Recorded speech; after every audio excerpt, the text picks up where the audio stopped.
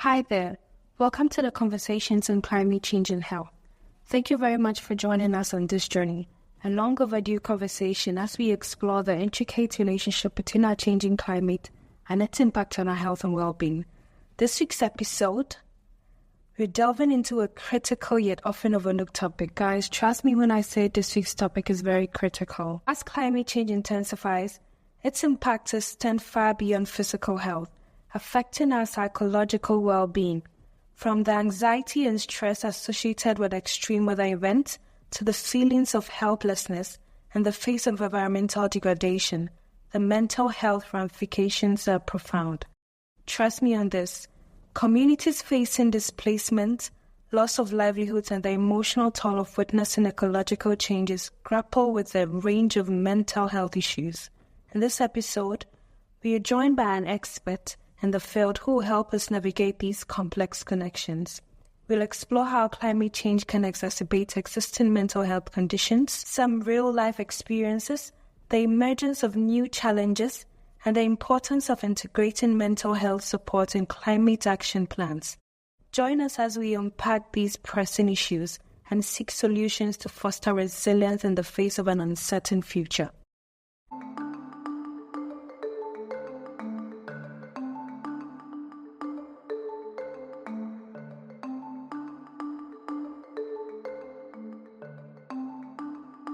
So today we have an expert here that we would love to hear from. She's Sylvia Hagan, and she's a Ph.D. candidate in psychology at the University of Ghana, focusing on the intersection of climate change, mental health, and sustainable practices among outdoor workers in Ghana. She currently leads the Climate Mental Health Initiative project, which addresses mental health challenges related to climate stressors in coastal communities in Accra, Ghana. Sylvia is dedicated to advancing the understanding of non-economic impact and intersectionality of climate change. Hi, Sylvia. Thank you very much for joining us. Hi, thank you for having me. Okay, so let's get right into it. Sylvia, can you please explain how climate change impacts mental health on a broad scale? Okay, so thank you so much for the question. Mainly, climate change has an impact on our mental health. And what it does is that climate change impacts actually exacerbates mental health challenges. Already, there's evidence which suggests that we have mental health issues in that part of our world. And then climate change impacts, like the rise of the sea level, destroying people's lives and properties, and also their livelihoods, is causing them to be displaced, and also causing them to migrate. They are having less social network with family members because they have to migrate. And all these issues are exacerbating their stress levels, their level of anxiety, and some of them are going through trauma because they remember how their community was before the sea had to destroy their homes, and that's causing a lot of problem for them. And then they just think about what the future holds for them. And so that's something that we call the eco-anxiety. So the fear of what the environment holds for them in the near future, or will there be another disaster in terms of the sea destroying their homes. And all these things are in the minds of these people. And they really don't know what to do. It has also led them to be hopeless and helpless, because these people, most of the time, I'm talking in respect to people in the coastal communities in Accra, some of those who are very vulnerable, and they have low adaptive capacity. They are very sensitive to these impacts, and they are also exposed. And so because of low adaptive capacity, like they don't have economic stability, it's actually exacerbates their mental health challenges, because perhaps they want to leave their place, but they don't have the money and the resources to relocate. And so they are there and they are helpless. And they just don't know what to do or what to even think of. Another thing too has to do with how climate change is affecting us directly. We can look at it from the rise in temperatures. So you can just imagine you going to work and being in traffic for a long time, around 7, and the sun is very high, the temperature has increased. This sometimes causes some irritations, and most of the time people experience anger. And my PhD thesis is mainly focused on outdoor workers, so the street vendors and construction workers and laborers who have to spend about 75% of their working hours. Taxi drivers, and lots of people, particularly in our sector, work in the outdoor. And if this rising temperature is really affecting them this way, and it's affecting their productivity, they have to work less because the sun is very high, then we should think about what's really happening to us mentally, because we don't have alternative livelihoods for these kinds of people, and they may have to be forced to work in these harsh environmental conditions, particularly with the rising temperature. What happens to them? Their voices are not being heard. So when we talk about how climate change affects our mental health, we can look at it from the indirect perspective. That is where the impacts, such as the sea level rise, is causing people to lose their properties and livelihoods, and then causing them to experience some mental health challenges like anxiety, stress, depression, post-traumatic stress disorder, and other related mental health challenges. And we can also look at it from the direct perspective, like the experience of the heat, having just direct impacts on us, causing stress and causing anger, and as being very difficult to even regulate our emotions. Because I've been in the sun for a very long time, and I'm just agitated about what is really happening. And so these are some of the links we can draw from how climate change is related to mental health. And there are people that already have mental health conditions, and the impact exacerbates it more. So already the person has stress issues or is going through a stressful situation, and then the impact of the mental health exacerbates it. And so these are the few I can talk about when it comes to how climate change is related to mental health in a broader scale. Okay, thank you very much. So moving on, I would like to know, what are some personal experiences or observations you've had that highlights the link between climate change and mental health? Okay, thank you so much for the question. So as I mentioned earlier with my profile, I'm the lead investigator for the Climate Mental Health Initiative project in Ghana, which really focuses on addressing psychological distress of people who have been relocated as a result of the rise in sea level in an urban community in Accra. So the project is mainly about providing psychological support to people who have been displaced because of the sea level rise. So in the community, in the coastal community, yeah. So most people have had to relocate or are at the verge of losing their properties, and some have even lost their properties and have been relocated. And based on my experience with the project for more than a year, these people experience hopelessness. They have no hope, particularly the elderly. They've been there all their lives, they've built their houses there, and within a span of 3 years or 4 years, they have lost their properties. When you talk about people who do fishing, the fishermen and the fishmongers, they are also a different set of people that their livelihoods have been destroyed and they are just hopeless. They don't know what to do. They don't know what life has for them anymore, and they can't do anything. And they are going through a lot of distress. There are others that believe that, nothing can be done about the situation, and so they may have to relocate. And with that, family support is very critical, and so families help them to relocate. But some of them, they don't have that financial support to even relocate. Yeah. And so just because of the fact that they don't even have the financial support to relocate, it has raised their stress levels and their anxiety.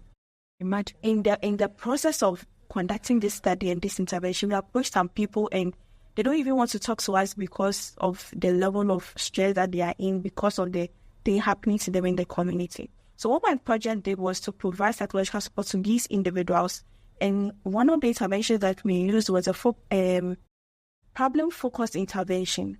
So with this kind of intervention, what we did was that we made the people realize that they have that resilience to deal with the problem. And that it's not only about the governments coming in to build, for example, a sea defense for them, but they also have that inner capability to that agency to actually solve this problem. And that what we did was to change their minds, like how they think about the situation. So their mindset about it. So they think that, okay, so nothing can be done about it unless the government. But what the intervention did was to tell them that it is true that government has a role to play, but you also have a role to play within your circle, the resources that you have. What can you do? And that sort of rethinking really helps some of them to actually find a solution to what they are going through. And then if they have alternative ways, then they relocate, just saving their property and the little thing that they have now. And so it is very critical that we come to realize that identifying the strength in the people themselves was very practical in solving some of these problems in the community.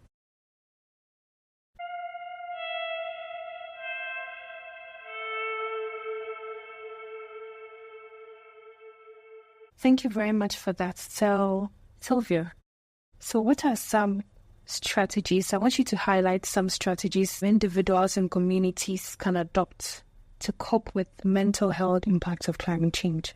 Okay, thank you. So I just mentioned one of them. Okay. That is the first intervention that I just mentioned. And that is at the individual level. So at the individual level, maybe the discussion or the intervention is mainly about building their resilience and building their individual agency in order to cope with the problem. And with this, as I mentioned, we change their mindset about the problem and help them to find a solution within themselves on how they can solve the problem, and make them appreciate the fact that even though their properties have been lost, they still cope because they have life. And so they can do something about the situation now rather than being here, perhaps losing their lives. So that is one intervention at the individual level. Another thing too is social support. So family or even the community can come out with some interventions that will help them. So we also talk about the community coming together and becoming one and united and having one force to just confront the government and make their voices being heard about their challenges and what they are going through. So at the community level, there can also be that oneness and togetherness and collaboration with other people to make their voices to be heard. And I think this is even one of them, what we are doing now. It's even one of the interventions that will help their voices to be heard. Because that's I'm talking to you right now. I know you have a lot of viewers who will listen to it, and some of them who are decision makers. And this will help them to actually hear their voices, to actually help them and actually know that the problem as we thought isn't really like that, but this is really what's happening. And so we have to go in and help the people. So at the individual level, these interventions are good. Psychological support, social support from the community and even from family members will help. And even from projects like my project, the Climate Mental Health Initiative project, it's also a very good intervention that when scaled up to other parts of the country will also help people who are in psychological distress. We can't talk about interventions and leave the government out. The government also has a role to play by helping these communities with sustainable climate solutions in these communities to actually help them and be adapted to the climate stresses. Okay, thank you very much. So, Sylvia, moving on, how can policymakers better integrate mental health considerations into climate action plans? Okay, thank you so much. So what policymakers can do is to actually integrate it into the plans, as you've already mentioned. And one practical way to do is to involve the mental health professionals in the policy preparation and also with the implementation of the policy. And so if you have an intervention perhaps to say build a sea defense for the people or maybe create mangroves in the community, anything that you want to do, if you invite the mental health professionals, we can do a lot. One, by giving the people a psychoeducation about what you want to do in the community so that they can accept it. And then create that safe space for them to understand the projects that are about to do in the community. When that happens, that people feel they are part of the solution. Yeah. And so they will not feel helpless or hopeless or being left out from the policy or the intervention that you are putting on in the community. That's one. And two, when it comes to psychoeducation, for even the interventions that we do by providing psychological support, we can also do psychoeducation with the people understanding their environment or whatever that is happening. And that is what's mainly I've been doing, educating people about how the environment is not isolated, but it's actually linked to our health and particularly our mental health. And so when that communication really sinks down to the people, they intend to embrace what you are doing faster. And so that will actually help with policymakers in having to integrate mental health, particularly, as I said, involving the mental health professionals into the strategy that they want to put across. Okay. So Sylvia, looking ahead, how do you see the relationship between climate change and mental health evolving in the next decade? So I think in the next decade, there's going to be a lot of programs on this. Okay. I'm believing that a lot of voices will come in, as in other professionals will come in to highlight the non-economic effects of climate change. Because moving on, there have been discussions about this, even at COP, about mental health and climate change. So I'm thinking moving forward, we at this part of the world will also come and embrace how this environmental crisis is actually affecting our mental health and well-being. And I'm also looking forward that a lot of research will be conducted in these areas to actually understand what's actually happening when it comes to our context. Okay. Because our context differs from other contexts. An example, practically from the community where I worked, was that when these things happen, we intend to spiritualize it, and then we tend to see it as something that is divine. You engage in the community members, trying to make them understand the changes that's happening in the environment, and they tell you that, oh, it is God that has made it happen that way. And when people have that position, most of the time, they don't see the need for them to actually take a step to addressing the problem, because they see that it is God's divine way. That is why it is happening like that. So my position with what I have to do doesn't really matter. And that position is very dicey because it doesn't bring the individual out in relation to what the individual can do to protect the environment. And so that position, even though sometimes is a good part to help them, direct them to climate action, and at another point, it can be negative, not making the people to actually take any action. Even though the spirituality can be good in the sense that you can still say that even if it is God's divine purpose causing these things to happen, you have a mandate to also protect the environment, and that is also an instruction from God, and so you have to protect the environment. So it's two-edged sword when it comes to that, and you can't find this in the literature with people who live in the US or in the America. Supposedly, it seems that in our part of the world, because we are highly spiritual, we intend to embrace this in that way. A woman I interviewed at the coast while I was working on my project simply said that she doesn't have the money to go and rent another place. She can't relocate. And she's very close to the sea. The sea has destroyed about 4 or 5 of her buildings. She just has 2 of them, and that's what she's living in with her family and her children. Her husband is not around. So what she does in the morning is that she goes and stand beside the sea and pray to the sea that you can hear me. Interesting. And so don't come and destroy my house. I beg you, wait. When I get money, I will leave. See. So people really do that. Yes.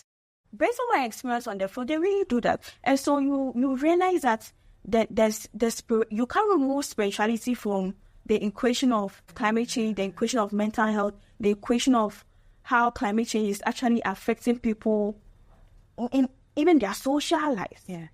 And so when it comes to relocating, I mean, I've heard some stories where people need to relocate, but they come up with this excuse that they've been there and their gods are there, they can't go away and all that. So we call it like that's it's also about something like spiritual well-being, like cultural. Yes. Okay. So they have that attachment and bond to the land. Okay. Some people were born there, others have been there over 60 years. And so even if you tell them to even move to another place, very difficult. Even with that, a manner interview also mentioned that, we all can live in East Legon. Some of us, we settled here. Yeah. All of us can go and live at East Legon. And so with such a person, there's just bond between him and the land. And so sometimes if you even think of moving away, they feel disconnected. They really feel disconnected from who they are as a person, because they believe that who they are as a person is connected to the land. And so we'll see that the impact of climate change is not really about the economic part and just the environment just being destroyed, but it goes into deeper socio-economic impacts. It goes into the being of the individual and, of course, the psychological well-being of the person. And so I think that just imagine when you're at somewhere you don't feel at home. Exactly. You can't try. It will affect your daily activities. And just imagine you are a business owner and you don't feel connected to the land you are in now. It looks trivial, but it will affect the productivity of your business. And most of the time, those little parts, mental health related issues like that, like bond and connection, social connection, are not being discussed. So moving forward, I think in the next decade, the non-economic impact of climate change will be amplified. I'm believing that lots of researchers and policymakers and activists will come in to make this really stand out, so that when we are talking about climate change, it's not only about the environment, but about us as social people, as social beings, and most importantly, about our minds.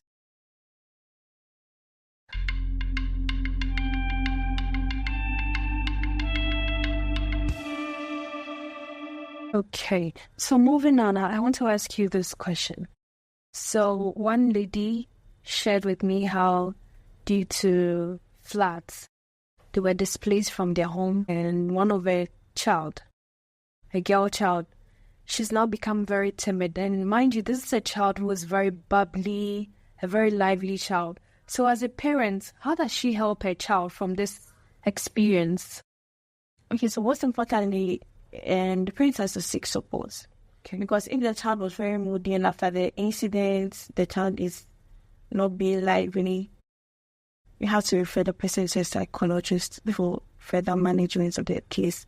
We have to do some interventions for the person if we realize that actually the child is going through trauma, or perhaps it's post-traumatic stress disorder. Observing the child, we can't really tell. So we have to go through a series of testing, psychological testing, to actually diagnose that, over a period, this is what the person is going through, and then give the appropriate intervention. So as a mother, the first step is to seek help and actually know what is actually wrong with the child.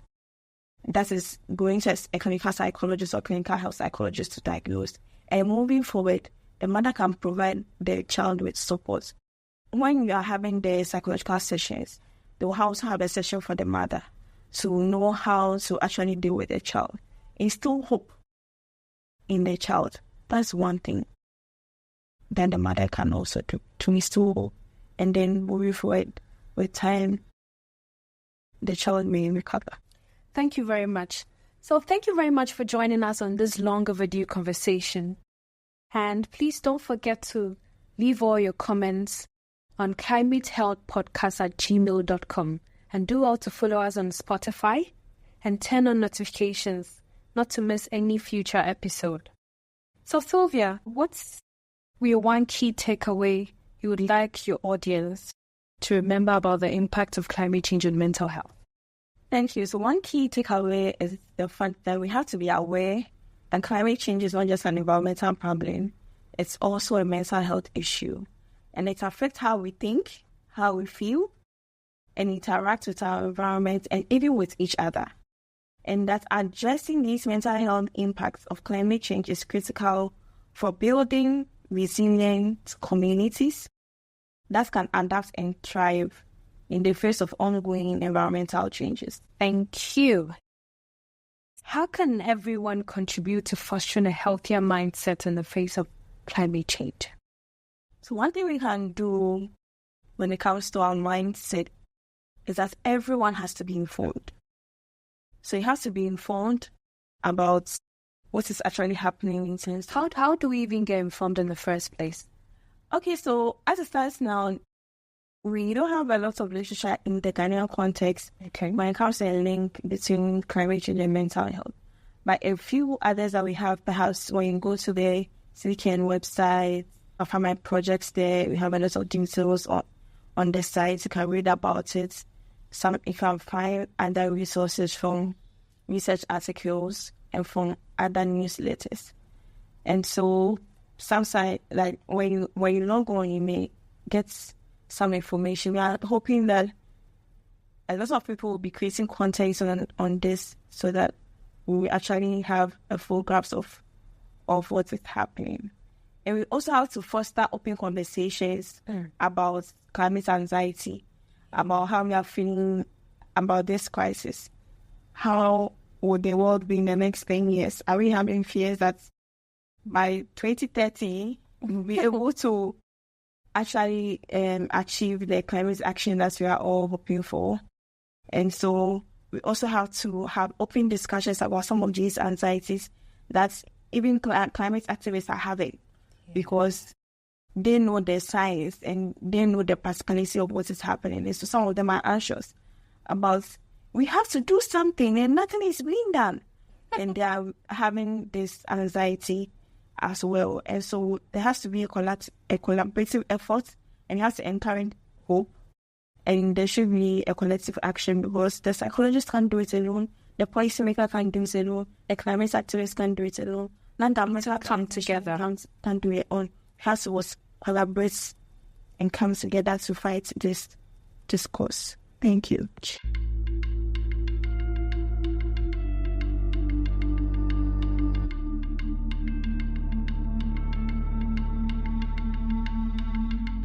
Okay.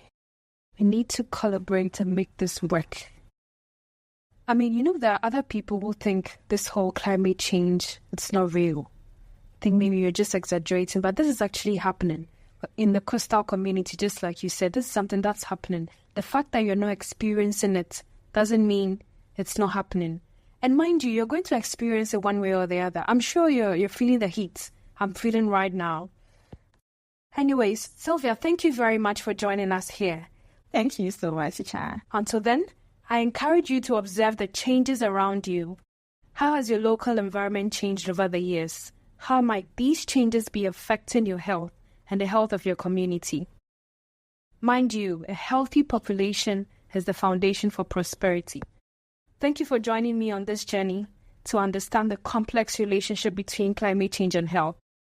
I'm Cha, and this is the Conversations on Climate Change and Health. Stay curious, stay informed, and take action.